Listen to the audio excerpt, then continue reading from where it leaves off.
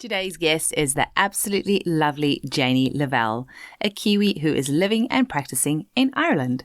Janie is a mother of 4 home-birth children with a curious, wild soul and a tender heart. She's originally from New Zealand and now lives in Eastquay, Sligo with her hubby and children.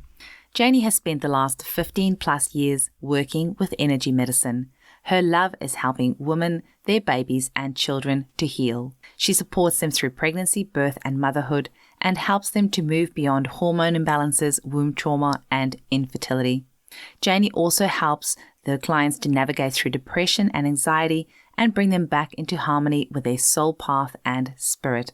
Janie has cultivated a divine ancient wisdom meets modern science approach, and she uses homeopathy, a fusion of Swedish aromatherapy and Ayurvedic massage, which she also combines with Reiki and energy alchemy as the vehicle for the ultimate feminine health and spiritual healing. Janie has a beautiful healing space and emporium where she sells all things homeopathy and healing based in Enniskroon, Sligo. She also teaches homeopathy at the Helsinki School of Homeopathy, Finland, and she runs weekend trainings for her Reiki initiations in Ireland. The past year, Janie was part of the triturations for Irish Raven, also known as Corvus corvax, as well as Sea Eagle, also called Haliaetus albicilla. She has also been involved with the Maria Magdalena trituration. She has also attended 3 provings with the Golden Spiral Collective, which I am part of as well, which is run by the lovely Denitsa Appeline. If you're not lucky enough to see Janie in her beautiful clinic in Ireland, then you can also see her online. Just visit sageandseer.com. That's SAGE and SEER.com. Thanks for listening. Welcome to the Homeopathy Hangout, where we discuss all things homeopathy from around the world. And now my mum and your host, Eugenie Kruger.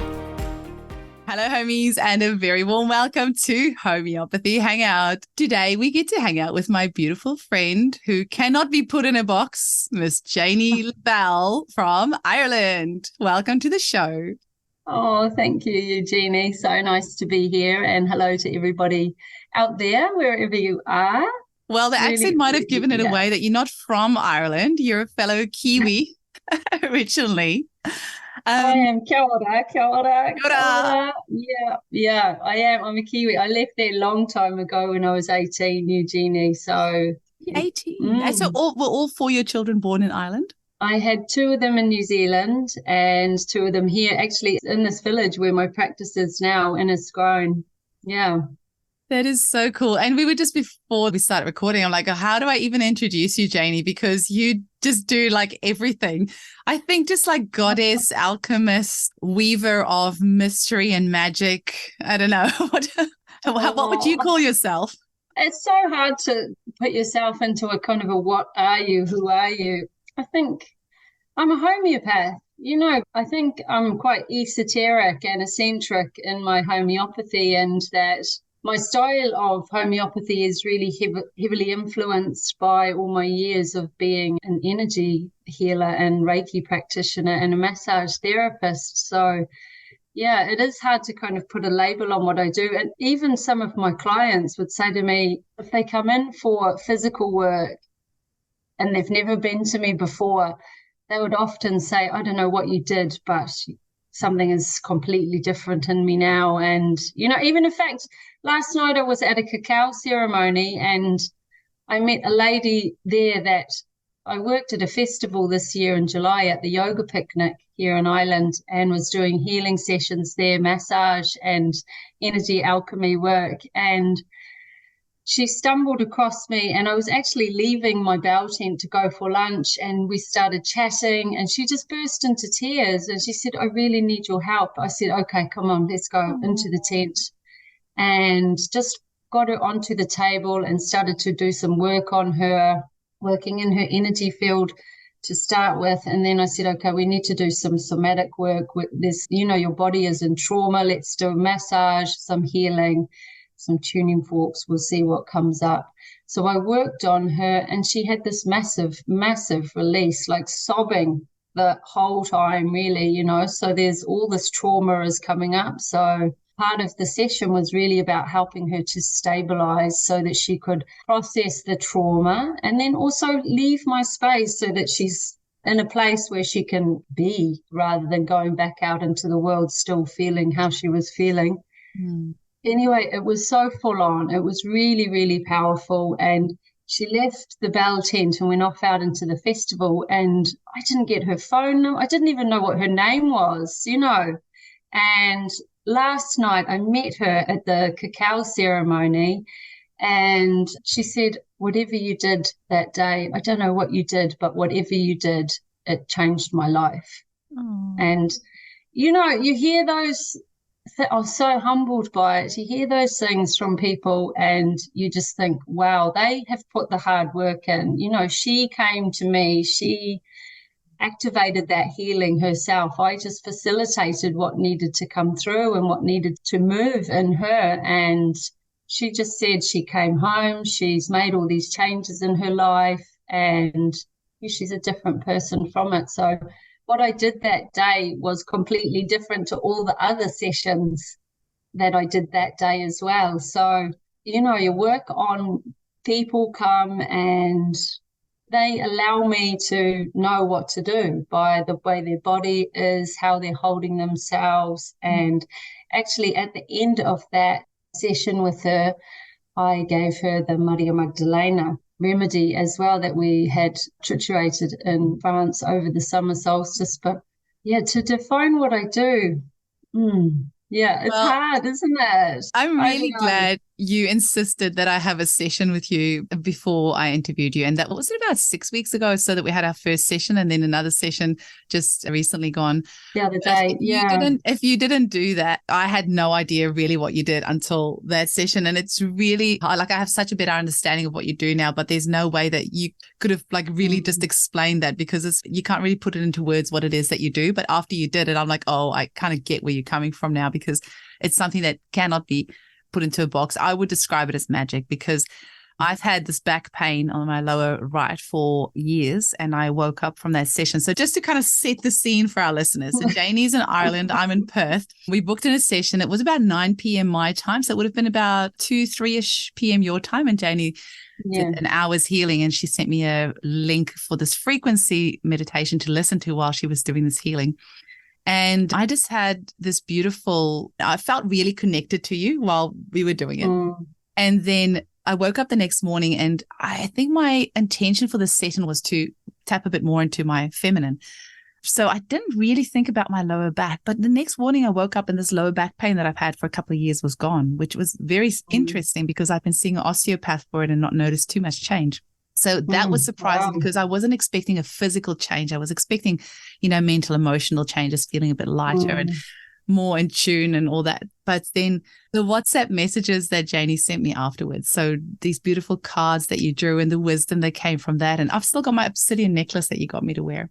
So advising which crystals to wear and the frequencies that you were sending via distance. And it was just magical. And it's very hard to put into words. It was just something magical that happened, and very, things that shifted subtly and not so subtly. Do you want me to explain a little bit how I work? Yeah, I do, because, I usually start off the session with asking people how they got introduced to homeopathy. But seeing as we're on a roll here, maybe we can stick with it, and I'll come back later and ask you how you got into homeopathy. Yeah, of course. Yeah, explain what you're doing.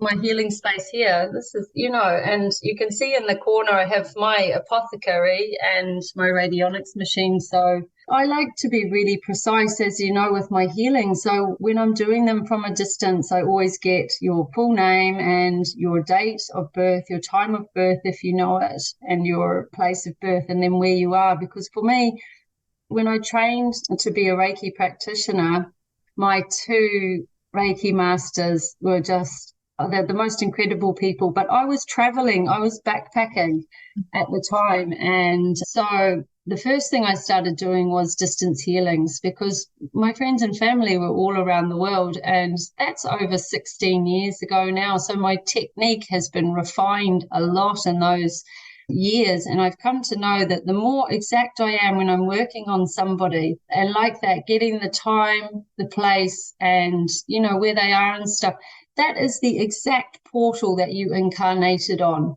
that time, that date, that place. Okay, so I can be really specific on that soul, your physical entry into the mortal realm, so that's important for me. So you're on the table here with me, and I'm greeting you with the most care, love, attention, always asking for permission to do the work.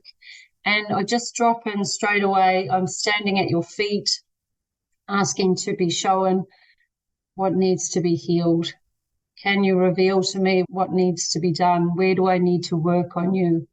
Which chakra is the most depleted or stagnant, or which gland? Because we all know each chakra is associated with a particular gland. And I just go from there. I'm dowsing a lot. I learned to dowse when I was 18. I left New Zealand, Eugenie, and before I left, I went to see a tarot card reader, and I walked in and she was like, "Oh, you brought someone with you."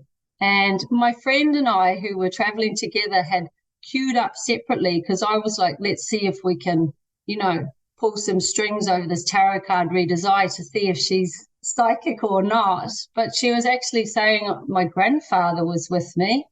He's one of your guides.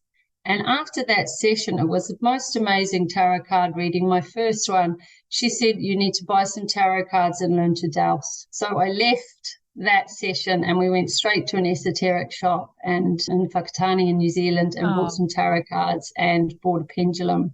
And so I'm really good at dowsing. So I'll dowse you, I'll scan you, dowse you. And then, so for you, for instance, do you mind if I talk a little bit about your first session? Yeah. It was your Earth Star chakra, Vasundhara. And so it was like there was a lot of ungrounding for Eugenie to start with. And because she's working really intentionally at the moment with activating her intuition and stepping more into her feminine self, you know that if you're not fully grounded, you can't stabilize, activate, and keep all your energy centers and your physical self in this body. So for Eugenie, I started immediately there, grounding her, getting her to visualize her roots being down, or the golden thread, or whatever. And like when I'm working on somebody, I might hear something, or I'll suddenly go, oh, there's a tarot card coming through, or there's a particular crystal that's calling you. And I don't know if it's, people put labels on everything. Oh, it's clairvoyance, it's clairaudience, it's this, that, it's the other. It's just for me a sense of feeling, and like it's your energy that I'm working with. So I've learned to park my own stuff because I learned to dowse for so long, so many years. You have to be neutral.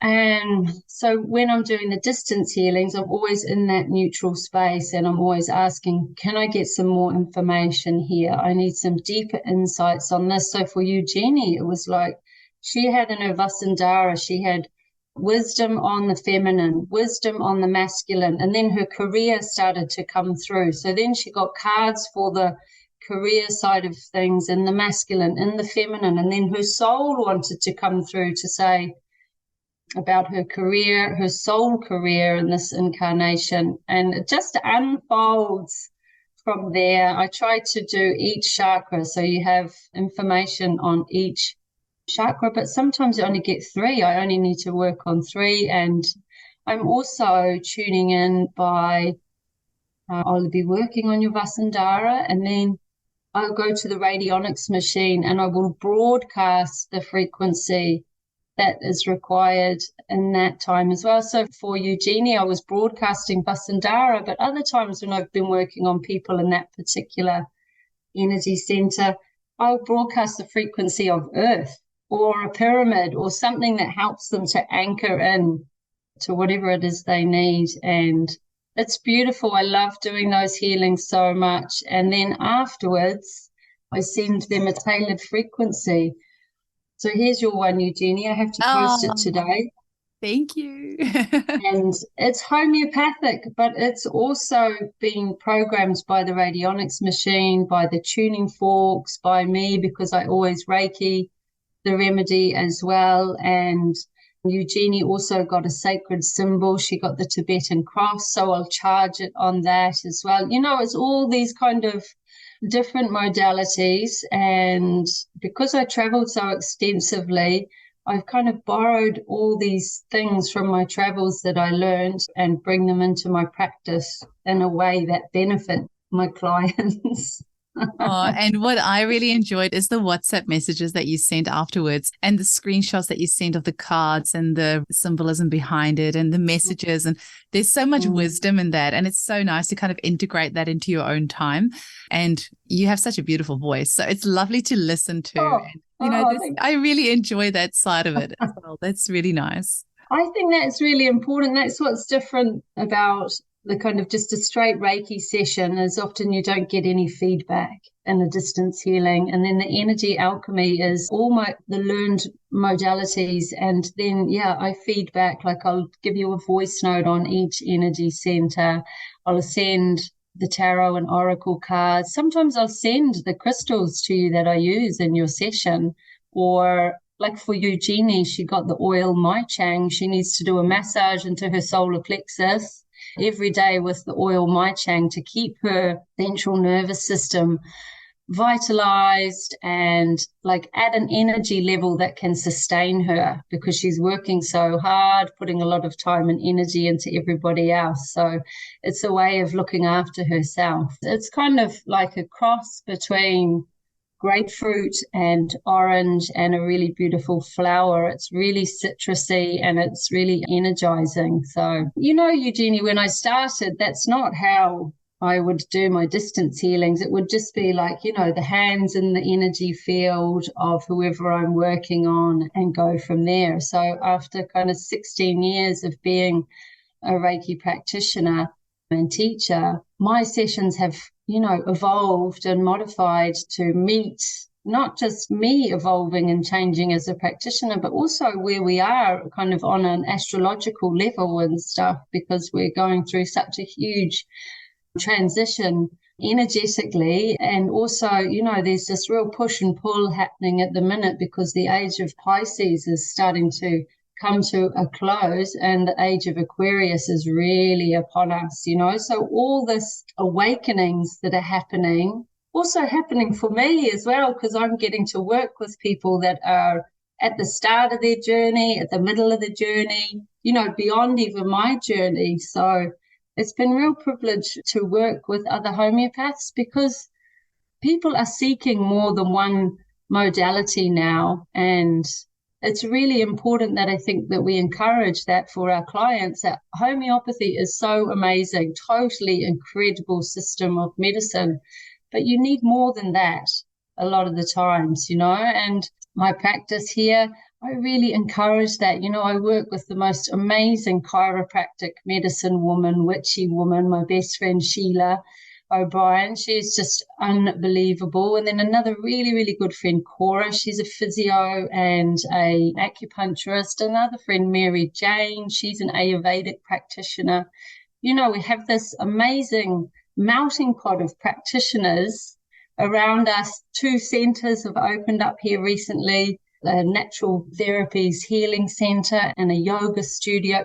All these healers are finally coming out of the woodwork, and we have to embrace them, utilize them, and encourage our clients to try something else. Get some acupuncture for that and come back to me in 6 weeks and we'll see if we need to modify your remedies, because it's freed up all the channels to help the energy flow much more freer in our systems. That's the good thing, I think, having different modalities. Like, you probably don't have this anymore, Eugenie, because you're so established, but sometimes people aren't really sure what homeopathy is. And for me, one of the good things about being a multi-modality practitioner is people come in for massage because it's fundamental body, material realm kind of stuff. And I can give them a massage and they're like, what was that? That was more than a massage, because I'm working on them energetically. And I do tell them that. Yeah. And then often after that, they'll book in for homeopathic session, because I'll explain to them about energy a little bit more. and vibration and how frequency works and how our body is a whole being and that we don't need to separate into all these different departments. You know, you heal the whole thing, not just the one thing. But yeah, I think I went off on a tangent. No, I love tangents. I love tangents. But so, Janie, how were you introduced to homeopathy? So, you know, you've got this energy healing background, so it's not a far leap for you to go to homeopathy. But what was your introduction? And you trained in Ireland, right, at the Irish school? I trained in the Irish School of Homeopathy, Jerry and Angie Murphy. Oh, my God, what a gorgeous couple. And I think Eugenie, homeopathy found me. I was traveling around India when I was 20, 21, and I got really, really sick, you know, typical kind of green, first time in India, and so sick. And I got giardia and gastroenteritis at the same time. So I think when I went to India, I weighed, I was pretty lean. I was 55 kilos. And after being there for 3 months and getting so sick, I was down to 46 kilos and so thin, painfully thin. I got to the stage after I think I was there for about 8 weeks. And I was not in a good place. You know, my best friend was like, you need to go to the doctor. And I was like, I'm not going to the doctor.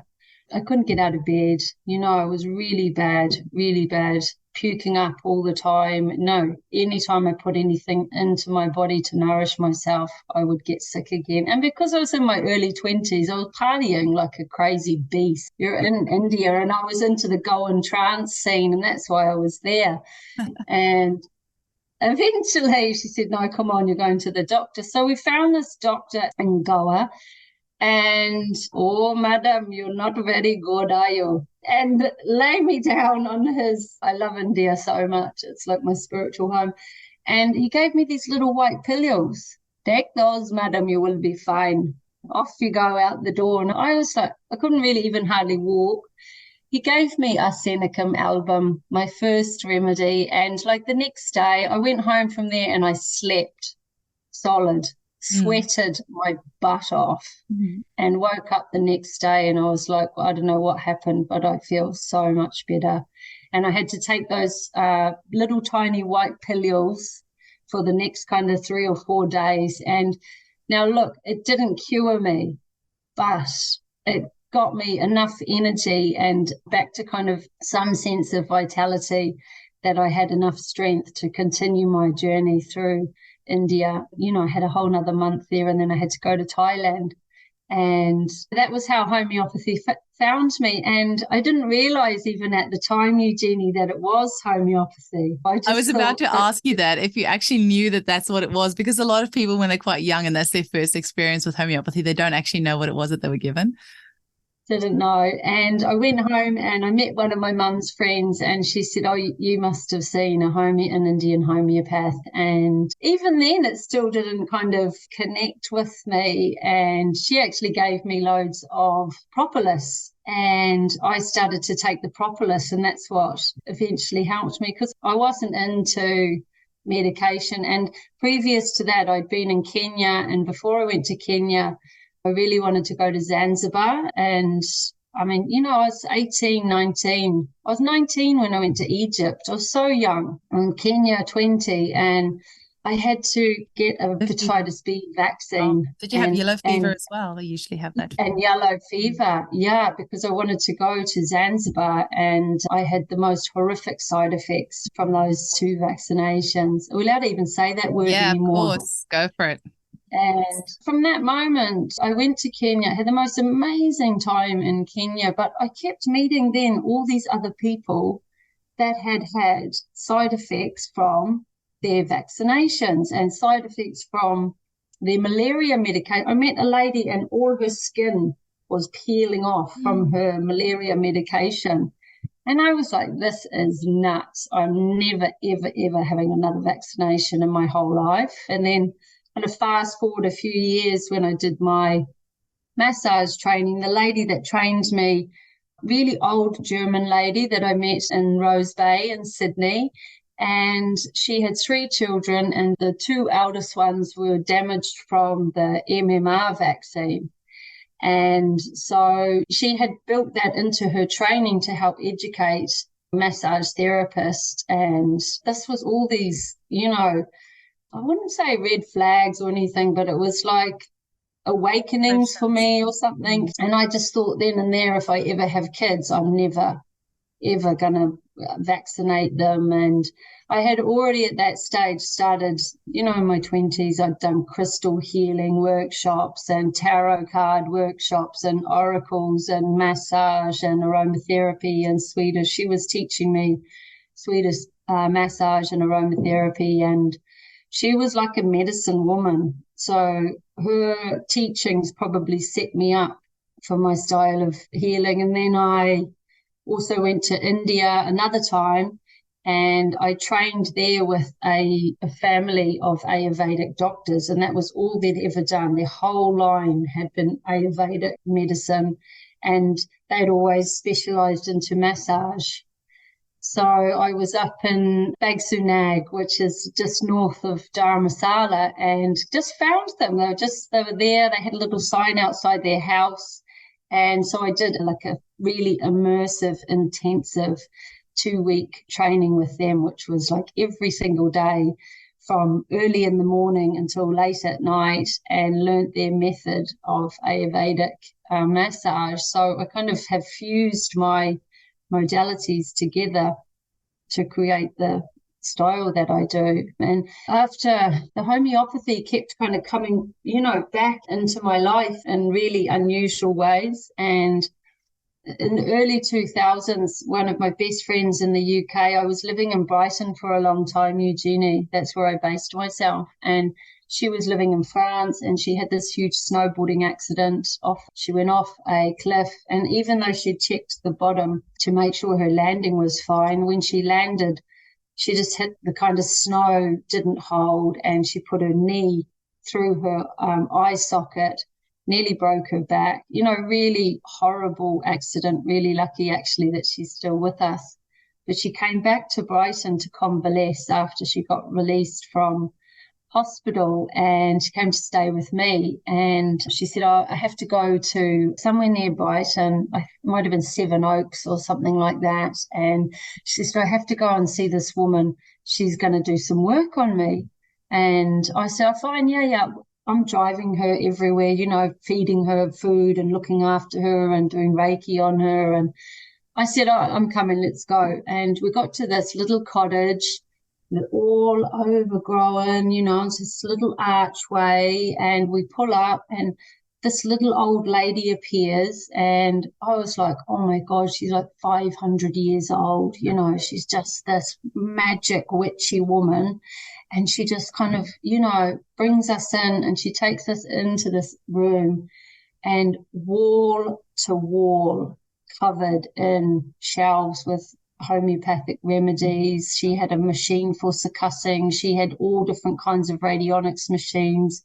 She had a bench in the middle. The whole room was like an apothecary. It was like something off Harry Potter. And I was just like, wow, oh my gosh, this is what I want to do. And she put Nosh on the table and just started dousing. She said straight away, oh, you've no dopamine stores left. Because of the accident, her dopamine just released. We all know what dopamine does, just totally released. So no dopamine left. So she goes over to one of her machines and puts a vial in and starts to succuss the dopamine, takes it off, gives one to Nush, and then, kind of all this other magic, hands in the energy fields, adjusting the subtle bodies, holding her head, putting her hands over her eyes, more remedies. And I was just like sitting on the chair going, wow, this is real witchy poo stuff. I'm sold. I'm totally sold. And, we get confirmation of these things because Nush had to go back to the specialist. They wanted to do surgery to correct her eye injury and everything. And Carol was this little lady's name. She said, no, you won't need surgery. We're going to fix you. So we went back and forth to her regularly because of the intensity of the accident. And by the time Nush got to the surgeons and to the specialists, they were like, your eye, like, what happened? You don't need surgery anymore. Oh my goodness. The scarring had completely almost disappeared. The eye socket had fused itself back together. Thank you, some phytum. Like, just this crazy healing took place. And yeah, that was me. So when I moved to Ireland, I started to look for a school to study with. And 6 years now, I'm a homeopath. And that was my journey, and I used for all my births. I had all my children at home, Eugenie. So I had my first two in New Zealand and my second two here in Ireland. And the only thing I used was homeopathics, aromatherapy. And I know how blessed and fortunate I am to have been able to experience birth in that way. And those remedies, they allowed me to do that. And without them, I would have had to have had a hospital birth. So, when you experience homeopathy on that level, it's just game changer. And part of my work now that I'm really being guided to step into is bringing this to mums. And I guess to start with a general practitioner, you have to find your way. And because of the massage work and the Reiki work that I was doing, I kind of stepped immediately into all these really full-on neurological things, Eugenie, because I was working with people with Huntington's disease and Guillain-Barré syndrome and multiple sclerosis in a energetic capacity. And my clinic started to pull those people in. So it was like, oh my goodness, Robin Murphy. Into the thick of it. Yeah, his Materia Medica, because he did a lot of his work with neurological stuff. Oh my goodness. But then I realized, wow, this is intense work. This is big for somebody who's just trained as a homeopath. I need to do something less heavy. And so I started to call in different clients, and my clinic started to change. And then I did this amazing course with a couple of other homeopaths. Rita, you've interviewed Rita Cara Robinson. Oh, yes. Yeah, and another Irish homeopath here, Antoinette McQueenie. They run years ago in 2019, they made a course called Homeopathy for Heart-Centered Homeopaths. And it was beautiful. And a lot of us that did that course are still really good friends now. And I realized then that I wanted to navigate my work more towards women's health. And then when all the madness hit in 2020, I still kept practicing, but my homeopathy slowed down and the energy alchemy took off. Really just exploded, because all these people, I went on a few truther shows or YouTube podcasts, and from that, but just got all these people from all around the world. Actually, JCK, she's a truther from Australia, and I just hooked her and Mel Cooks up, and they did a show together to kind of bring homeopathy to her community as well. And she's got nearly 100K on her YouTube channel. So, there's this potent thing happening, isn't it, from that madness in 2020 and 2021, and energy medicine and healing has just exploded.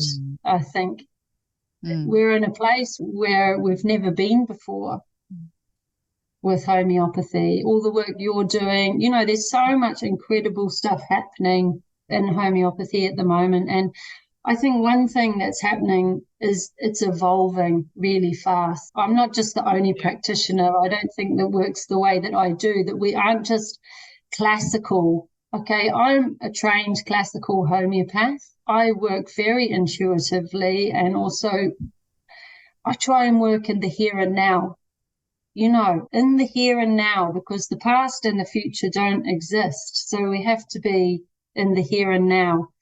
And I think that's one of the things that I've learned so much from doing the Maria Magdalena trituration. Well, we can go straight into that if you want. So maybe just tell our listeners about this opportunity that came up and where you went and why you did it and who you went with and how we can get the remedy.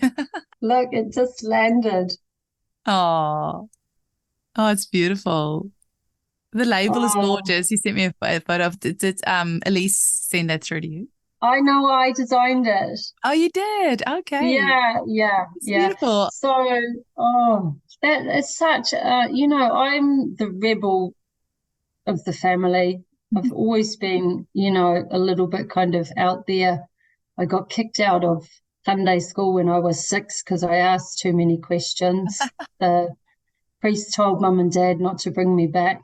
I got kicked out of boarding school because I was just too rebellious, too much of a free spirit. Found it hard to be told what to do. Maybe I have an issue with authority a little bit. Healthy skepticism, yep. It's very important. And so organized religion was never boded well with me. I was like, hang on a second. I love it in its capacity to give people faith and the power of prayer. I don't love it because of the way that it has created humanity and almost dampened down our ability to trust in whatever is out there and know beyond, knowing that we are a God ourselves. If we're created in his eye, then we are just as divine as he or she is. So Reta, who runs the school in Helsinki, the homeopathic school in Helsinki, I teach there, and she had organized with Elise Timmerman a weekend of love in April. And Elise is the most incredible teacher. My goodness, that woman she's been a homeopath nearly my whole life, over 40 years, as such a wealth of knowledge, and a bit like me, a bit of a rebel. So she was teaching the love weekend, and we did Luck Humanum and Vernix and love, and she touched on Maria Magdalena and the Black Madonna, and her teachings are infused a lot with source energy.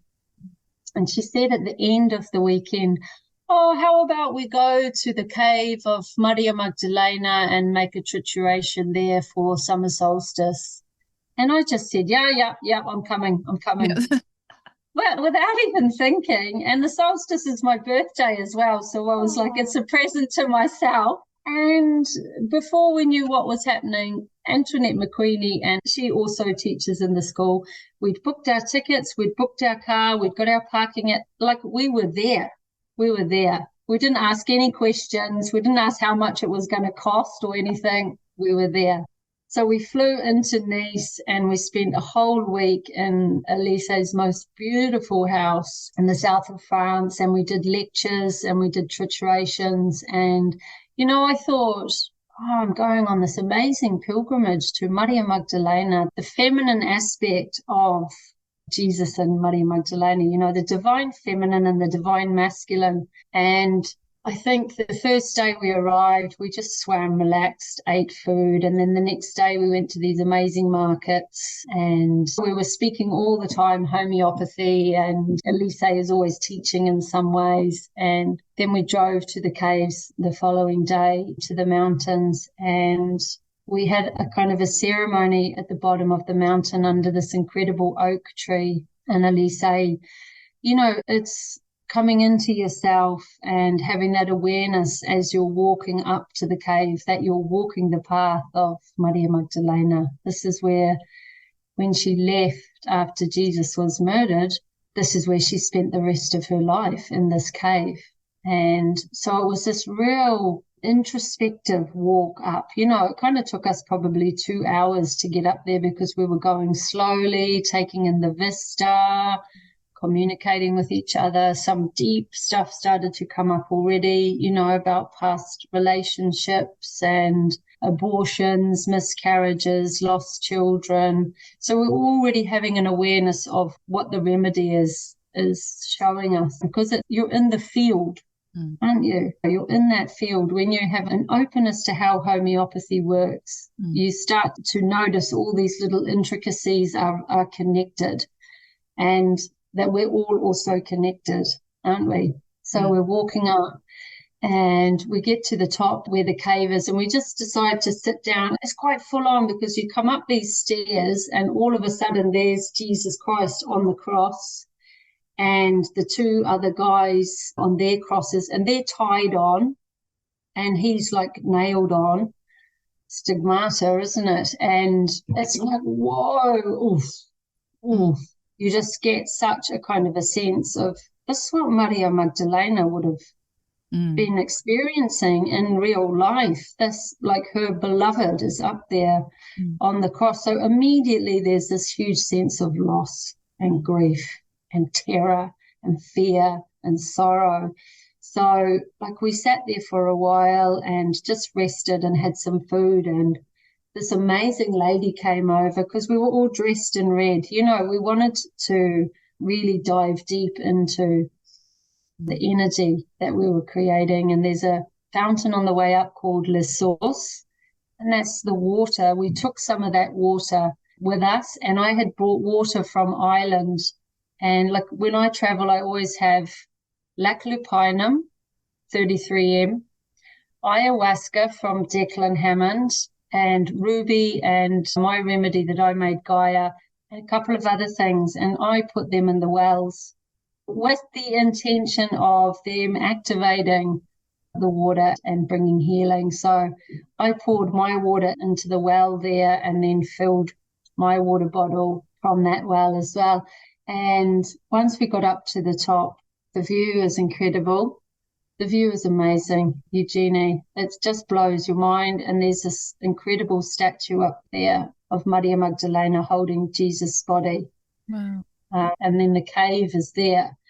And I hadn't researched anything or looked anything up. I just wanted to go with a very open heart and mind. And I stood on the mouth of that cave, and it is absolutely humongous. Like, they hold mass in there. Like, there's pew after pew after, like, you can fit hundreds of people in that cave. And it's all wet, and there's water dripping from the ceiling, and you have to be silent in there. You have to be quiet. And there's candles everywhere and different places that you can sit. And it kind of, for me, I wanted to make ceremonies straight away.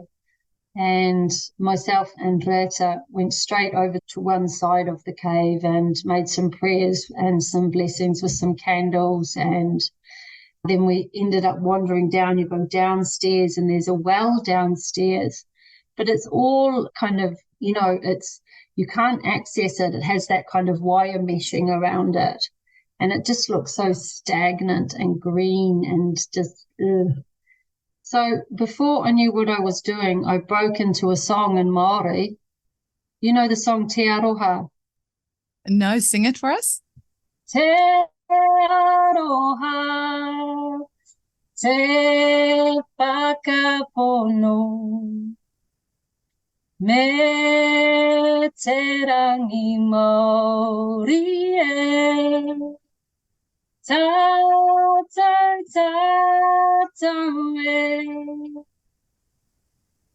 And then you sing it 3 times.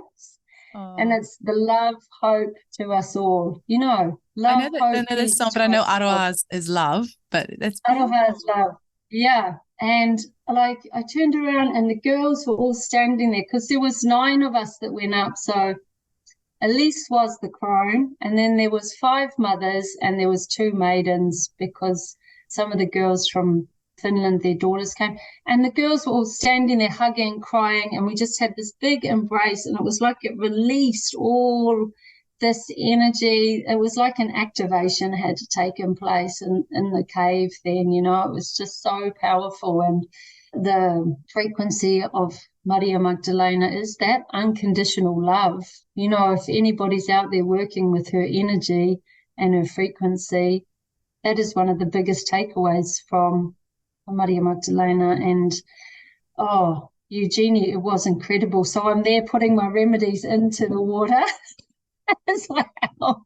That dirty water that's in the cave there.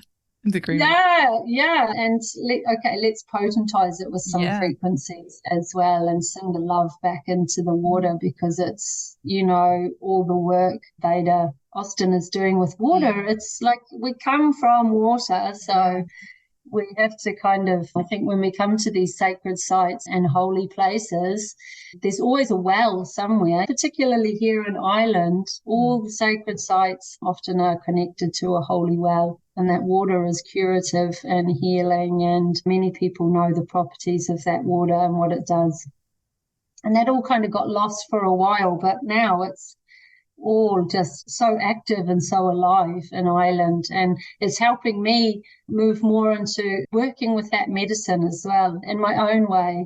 After that though, Eugenie, I had such deep medicine from that trip. So 5 years ago my dad died, and after he died my mum stopped communicating with my sister and I, which is really, really, like abandonment, and all these things happened to me after that. Of course, I was grieving my dad. Then I'd lost my mum. She didn't want to talk to us anymore. So I had this 5-year journey, with this pain, this loss. Nothing had happened. She had just decided something in her own head and didn't want to communicate that with my sister and I. So part of my pilgrimage to the cave of Maria Magdalena, and my intention was to heal that matriarchal line, that red thread. I've no control over my mum's decisions, but I felt at the time that I could send energy back and healing back to heal whatever it is in her that's caused her to stop the communication. And this is all alive in me right now because we've been trying to finalize the proving and wrap everything up. So we've had a few Zooms ourselves lately and talks, and the WhatsApp group has been quite alive with feedback and stuff. And there's one part in the cave where you can kind of walk up, and there's a little golden glass box, and apparently it has a fragment of Maria Magdalena's bone in it.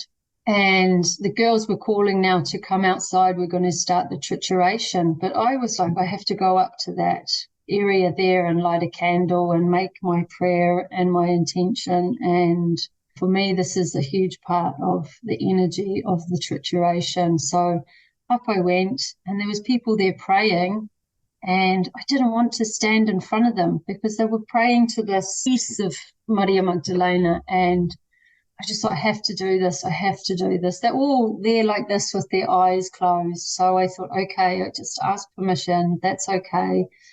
Let's go. I had my candle. I lit my candle. I made my intention. And I was like, oh, this is going to be amazing. I'm going to be able to help my mum heal, and stuck the candle onto these kind of spikes, and the whole thing just snapped in half. Oh, wow. And I was just like, the candle, not the spike. Can I swear? I was like, oh, for fuck's sake. And then I just burst into tears, and I got this immediate download or sense or intuitive message, whatever way you word it. And it was so strong. It was like, you don't need to heal the past. All women need to be in the here and now to heal. That is not your thing to heal. It's not about me going back and trying to heal that. It's about healing now, being in the here and now, and all women having the capacity to do that. And it was just like, wow, so full on. Such a message from Maria Magdalena for me. That was my biggest takeaway. And we went outside then, and Rita saw me and came straight over because she could see I was upset, and gave me a big hug. And she said, are you okay? And I told her what happened. And she literally said exactly that. It is done. You don't need to go back, Janie. That's done. You be in the here and now. This is the healing starts now. And I was just like, oh, she just literally told me what I received. So that for me was a confirmation. And we started the trituration, and it was so amazing. There's like 6 of us all sitting there outside, right outside the cave with our pestle and mortar, very quietly, very kind of aware. People are watching what we're doing. Elisa is kind of holding space for us, doing an odd bit of trituration from someone's bowl. And you can already start to feel this energy rising, because for people that aren't homeopaths and don't know what trituration is, you take a small amount of the substance into the pestle and mortar, and you add a little bit of milk sugar, and you But start to substance in grind. this case was just the energy, right? Or was there? The energy, but also we'd taken a drop of water from the source. Okay. Yeah. And we'd had ceremony before under the oak tree and in the days leading up to it. And yeah, it was just incredible. We all just floated down the mountain. And the town nearby, there is a huge cathedral there. And the whole town is kind of devoted to Maria Magdalena. And inside the church, there's a crypt downstairs, and they have her skull. I mean, they say it's her skull. Who knows? And down we went, and I wasn't particularly gone being in the crypt myself. So I just went and had a look and went straight back upstairs. And then we did the next bit of the trituration in the cathedral. Oh. And it was really interesting because when we were up at the cave, everybody was just doing it openly. And then in the cathedral, I was like, oh, film a video of everyone doing it. And I turned around and some of the girls had their scarves over their bowls because they were worried that we might get in trouble for triturating in the cathedral. And they were being respectful, of course, as well. But I was like, hours out, triturating, being the rebel again. And yeah, then we went and had, some food and everything. And the next day, or the day after, we went again, and that was C2 then, Eugenie. And you know yourself in homeopathy, when you get the similimum, you can induce somebody to sleep because that remedy is going so deep, it just makes the whole body rest, restore, repair, okay? So we start the trituration for C2. I fell asleep triturating. The girls took a photo of me. I'm fast asleep on the floor, hand on my pestle and mortar, and still gone to the world. So I think for me, it was my similimum. In that moment, I won't say it's my constitutional remedy and get stuck on that, but I think in that moment and after that kind of experience that I had in the cave, I got my similimum and Maria Magdalena C2 and had such a deep, deep healing. And I never thought I would be working this way with this woman, this energy, this love, this magic. But it has changed something in me and in my practice as well, Eugenie. It has done so many amazing things. And I think that's one of the reasons we do triturations, for me anyway, because I want people to heal and I'm a seeker. And triturations and provings are so important for homeopaths, and it helps us to have such a deeper understanding, not just of the remedy, but of ourselves and of all those clients that come into our lives. Then you start, your own life starts to mirror, or vice versa, the people that find you. And this is, for me, the magic. And what Jeremy Sher, I did 2 years of Dynamis with him, and he's like, this is the thing that's missing from homeopathy. Everybody needs to do provings. And, he's nearly died on some of his provings. But yeah, I think the Maria Magdalena stuff has helped me really deep. And like I said, my woman's work, I've started doing womb blessings more now, and my womb work is really, really growing legs. There's a festival here on Saturday, and I'm doing a 1-hour womb blessing for a group of women. And I'm training to be a doula next month. I was about to ask, I saw you post about that. Oh my gosh, you're going to be amazing in that. And the women are going to, whoever gets you to be their doula is going to be the luckiest person alive. Oh, I'm so excited for that. I can't, and babies, and that song that I sung to you guys, now I can't believe I just did that. But anyway. You've got a beautiful voice. Well, every time I've been to a lot of deliveries, that's the first song I sing to a newborn baby. Te aroha. It's like a transmission, isn't it? That's how I feel about those things. It's a transmission that you can move energy that way with your voice. You can give somebody Reiki healing with your eyes. You're beaming love at people.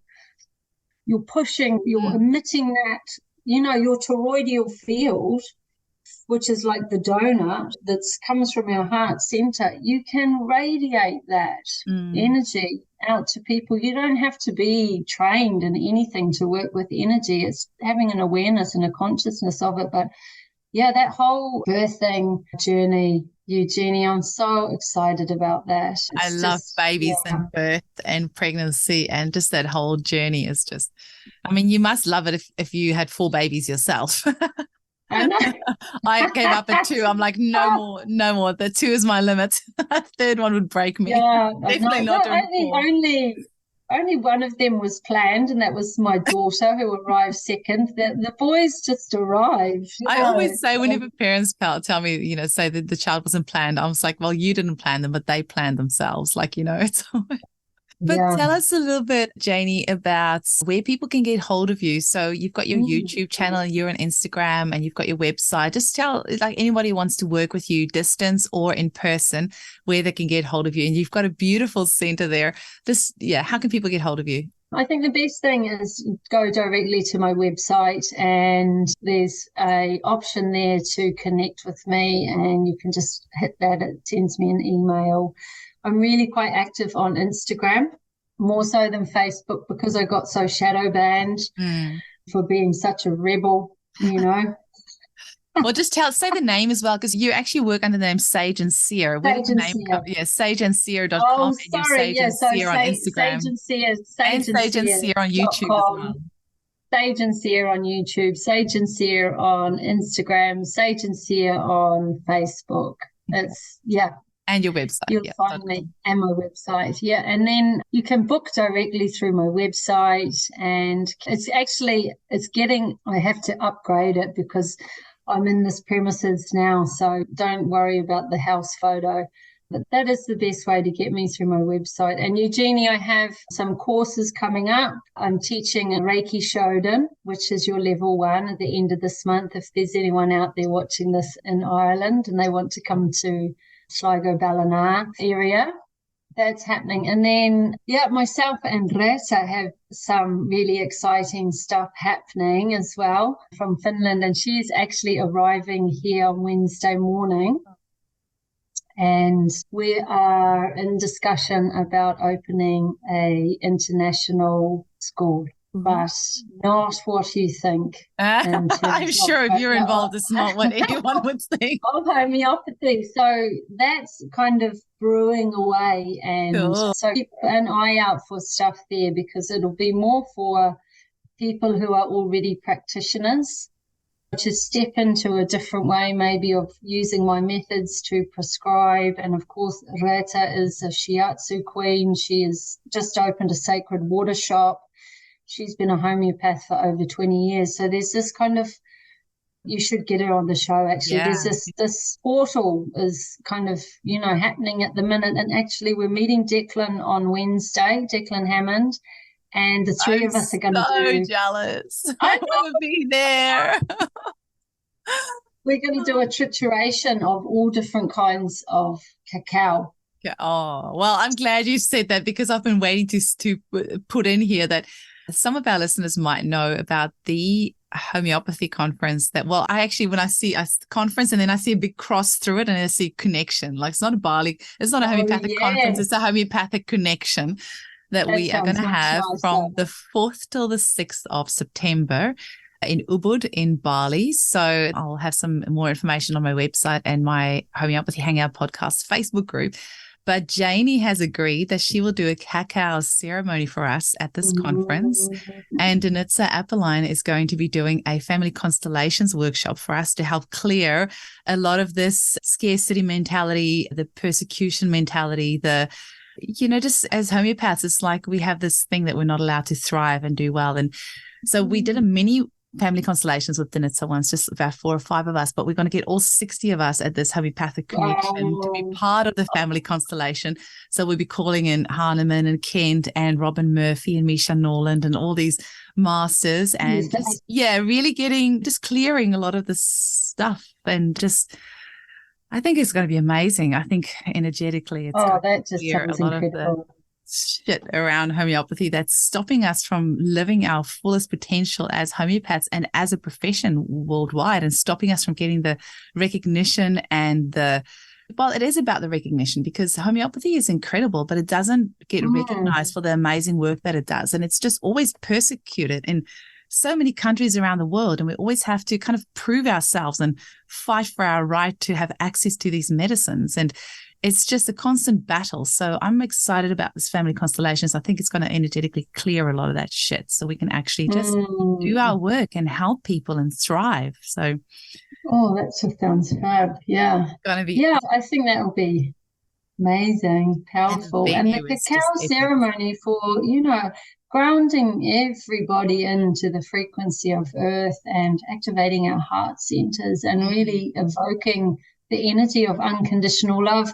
And that will echo the work that Danitza is doing, because it's unconditional love for self and for others and for the unity, So we have to heal the healer, Eugenie, don't we? Absolutely. And I'm excited about us sourcing some beautiful, organic, local Balinese cacao for us to do the ceremony with. I'm on it. I'm on it.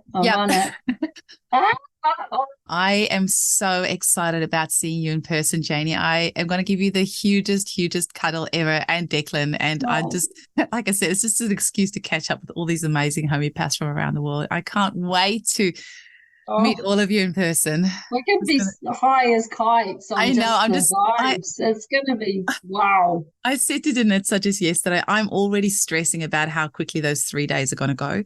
But on the 4th day, we're thinking of doing this trek up Mount Batur to watch the sunrise. And, we can do ceremony up there as well. But there'll definitely be like a 4th and 5th optional day of excursions, because it's just not going to be enough. I think we could all be there we could be there for a month and it still won't be enough. Because whenever I'm with other homeopaths, like when I was in Bali this week, I caught up with Yagura.